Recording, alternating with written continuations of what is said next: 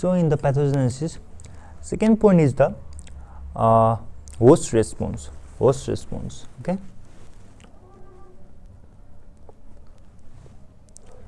Initially non-specific immune response come into play. Initially non-specific immune response is present. The non-specific immune response is provided by spleen. Okay. The splenic immunologic and filtration functions. Splenic immunologic and filtration functions are augmented. They are increased. Splenic immunologic and filtration functions are augmented. So the spleen removes both parasitized as well as uninfected RBC. So more and more RBCs are removed from the circulation by the spleen, and the parasitized and those parasitized RBCs skipping splenic removal. When they enter into the circulation, they are destroyed as cytogens. Destroyed when cytosine ruptures.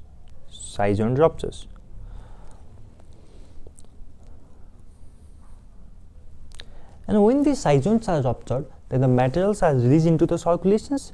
Materials are released into the circulation, and these materials will induce monocyte and macrophage activation.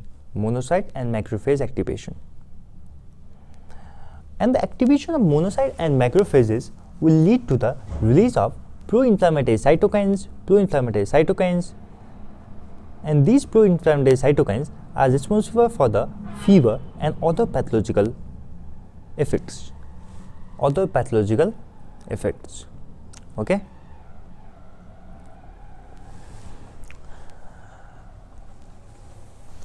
So the non-specific immune response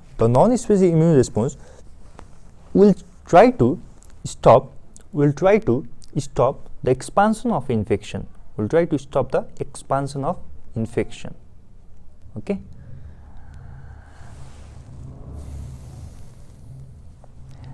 And then the strain-specific immune response come into play.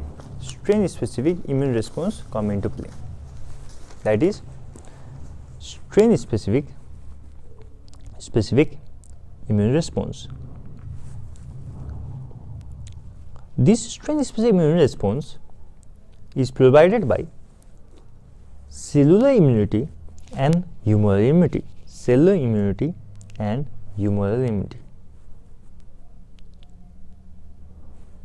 The evidence that the humoral immunity exists in the malaria patient is evidenced by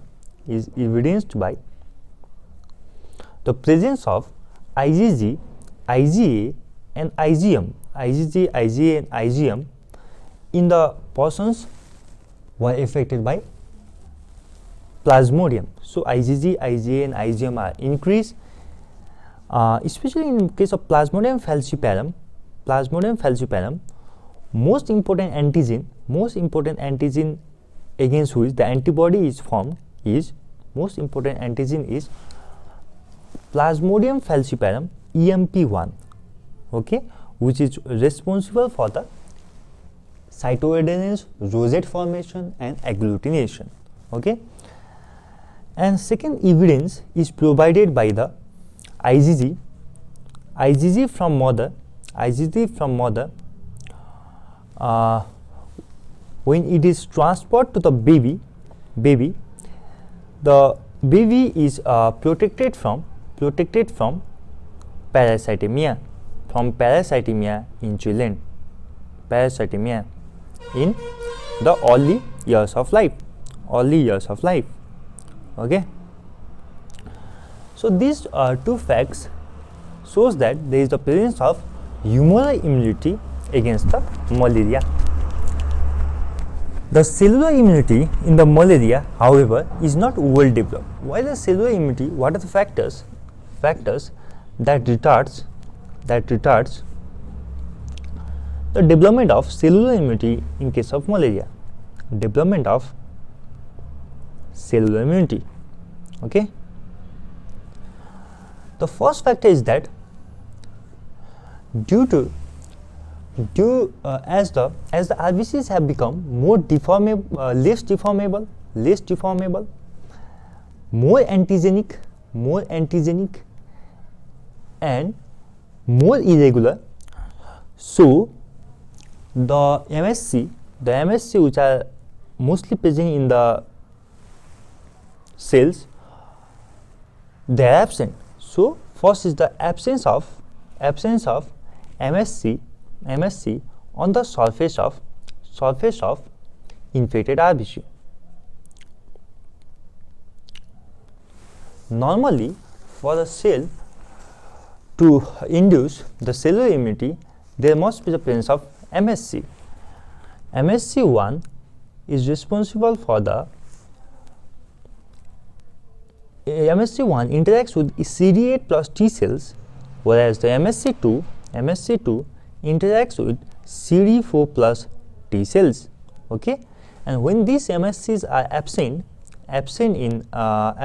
in infected RBC, then the helper cells and the cytotoxic T cells cannot be induced, and thus there is no cellular immunity. Second factor which retards the formation of cellular immunity in the malaria, second factor is the enormous strain diversity of malaria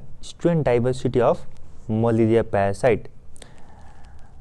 That means the malaria parasites have diverse strains, so it is difficult to produce the cellular immunity for our body. Third is the ability of parasite to express variant immunodominant antigens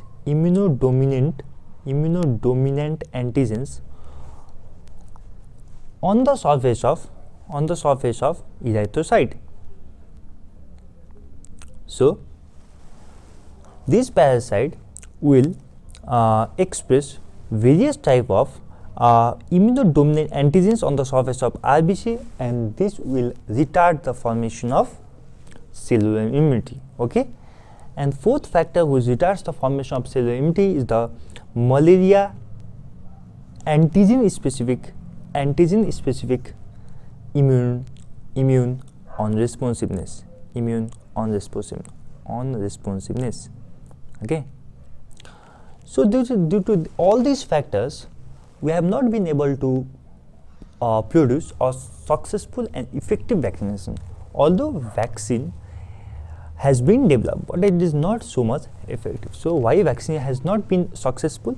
First is the complexity of immune response. The immune response is very complex. Immune response in case of malaria is highly complex, so we have not been able to produce the successful vaccination. Second, we have not been able to correlate the lack of good in vitro correlation with clinical immunity.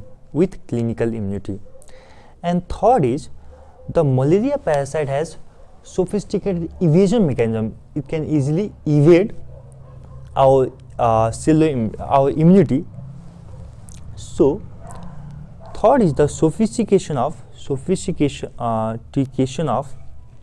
parasites evasion mechanism. Okay, due to these three factors, we have not been able to develop an effective vaccine against the malaria. Okay, we have already discussed that in case of Plasmodium vivax, Duffy blood group negative individuals are resistant to the Plasmodium vivax. So now let us discuss what are the factors that confers the protection against the Plasmodium falciparum. Okay, what are the factors that confers the protection against the Plasmodium falciparum? Okay, first is the sickle cell anemia. Sickle cell anemia. Okay, if the individual has sickle cell anemia, then he is protected against the Plasmodium falciparum. Why? Because the normal hemoglobin is SBA, whereas in the sickle cell anemia it gets converted to SBS. So in a sickle cell individual, he has SBA, he has heterozygotes. Okay, the hemoglobin SBS has low oxygen tension. Low oxygen tension. So this low oxygen tension will impair the parasite growth. Impairs parasite growth. Okay, so the individual is protected from the Plasmodium falciparum, as the parasite cannot grow well inside the SBS environment. Second is the any type of variation from the normal hemoglobin, like SBA, SBC, okay, individuals. And also that in SBC individuals there is reduced cytoadherence. That means the adherence of RBC to the endothelium, cytoadherence. So it means that in these individuals with SBC, they have less amount of Plasmodium falciparum EMP1, because the Plasmodium falciparum EMP1 mediates the cytoadherence in the microcirculatory capillaries. Third is the hereditary ovalocytosis.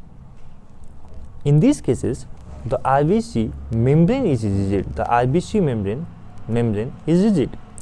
So the merozoids which are released from the liver, they cannot easily invade the RBC. So the patient with hereditary ovalocytosis are also protected from the Plasmodium falciparum. Okay. Fourth is thalassemia. In case of thalassemia, the individuals they have the symptomatic infection in the early years of life, but if they are protected from the symptomatic infection in the childhood, then this pattern of infection will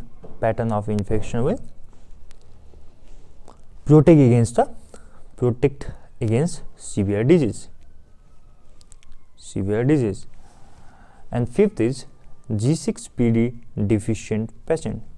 Okay, so sickle cell anemia, SBC individuals, hereditary ovalocytosis, thalassemia, and G6PD will confer the protection against the falciparum malaria, whereas the Duffy blood group negativity will confer the protection against the Plasmodium vivax. Okay. In the hyperendemic areas and holoendemic areas, where the individuals are exposed to the sufficient strain of the Plasmodium throughout their life, and in the childhood, I have already discussed that in childhood they develop the symptomatic disease, okay, whereas in the adulthood they progressively becomes asymptomatic. But although they are asymptomatic, they have parasite in the blood. That means they have parasitemia. That means they have infection. But no disease.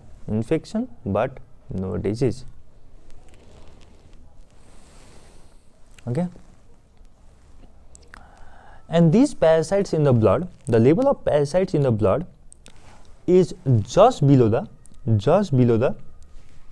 below the level of detection, below the level of detection by microscopy, okay. But the gametocytes present in the blood are sufficient for the transmission of the malaria. So they are the reservoir of the infection. They can transmit the malaria, but they themselves are asymptomatic.